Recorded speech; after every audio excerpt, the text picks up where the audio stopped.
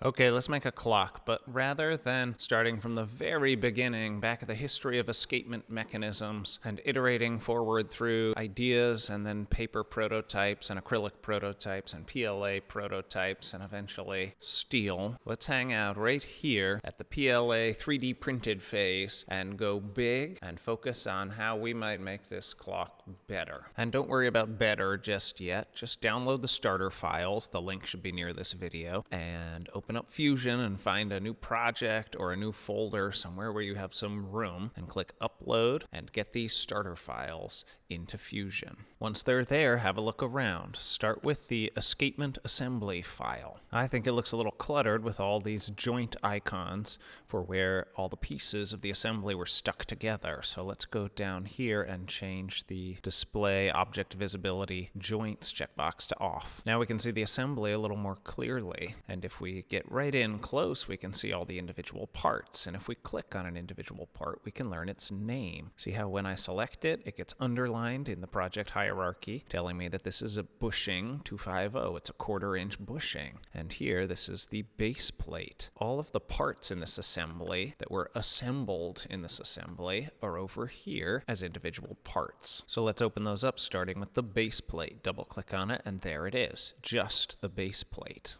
The job of the base plate is to be the surface upon which we build everything else. Next up is the 1/4 inch bushing. The job of a bushing is to space things a 1/4 inch apart and to allow a screw to pass through the center. Yikes, that's a little abstract, so let's go back to that escapement assembly file and find all the 1/4 inch bushings. Here's a little stack of bushings. There's a 1/4 inch stacked on top of another 1/4 inch, and a little thin one, the 0625, the 1/16 of an inch. And if you open the bushing 0625 file, there it is, all by its lonesome, ready to space things apart and allow a screw to pass through. Back in the assembly, can you see how all three bushings are working together to create space between the base plate down here and whatever this thing is up here?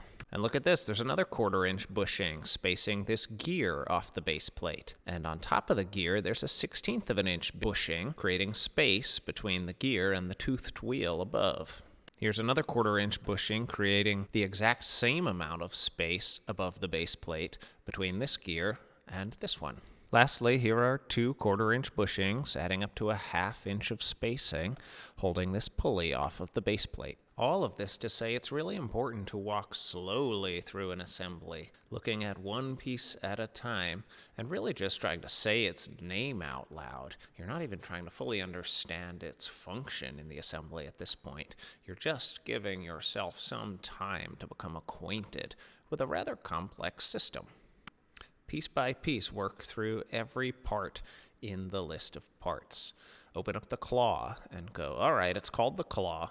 Can I sort of understand what the claw part of the mechanism is about? Then find the claw in the assembly file and ask, what does this part touch? What does it interface with? Well, it definitely touches the head of this screw, which runs all the way through the claw, through the 3 bushings, through the base plate, and through this hex nut at the bottom. And if you click on the hex nut, you'll learn that it's not just any ordinary hex nut. It's called out as a hex nut lock nut, suggesting it performs some sort of locking behavior. And at this point, if your head is starting to explode because there are so many new concepts, don't worry, just pace yourself. Step away from your computer, do something refreshing, and then find your way to the organizer full of machine screws and hex nuts. Get one hex nut out of the main tray, and then get the bag marked lock nuts.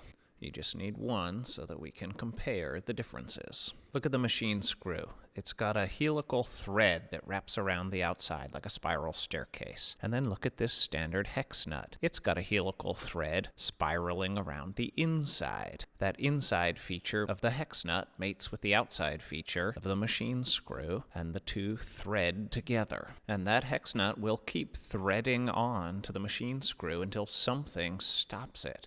In this case, the end of the helical thread.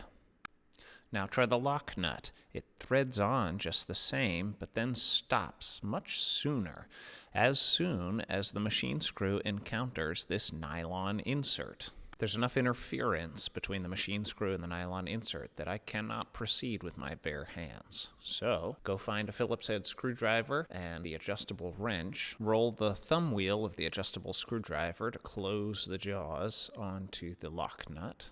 Insert the Phillips head screwdriver bit, and if it's the tiny, tiny, tiny bit, pull it out and flip it around so that you have a more appropriate sized bit for the size of this Phillips head screw. And then use the combination of the wrench and the screwdriver to add more force than you can with your bare hands. Imagine that the threads, the helical threads of the machine screw, are now cutting their way into the nylon insert. And the nylon insert is unhappy, but can't do much about it. It is relenting and allowing the threads to pass through. And then notice how as soon as you remove the force from the system, and here the system is just the screw and the lock nut, as soon as you remove the force, the system locks up. The nylon insert now has enough resistance to prevent any movement of the machine screw. If the force shows up again, you can continue to thread on, but as soon as the force goes away, the nut will remain locked in place. The spacing between one side of the nut and the head of the machine screw will remain where you left it. This is the power of a lock nut compared to a hex nut. A standard hex nut will always rattle up and down the helical thread as soon as vibration or rotary motion shows up. A lock nut will stay locked in place where you left it. Great. When you're done, get the machine screw back in the drawer of the right size and length, and get the hex nut back in the drawer, and get the lock nut back in the bag. Next up, we're going to look at how we use the lock nut to build an axle that allows the claw to swing back and forth.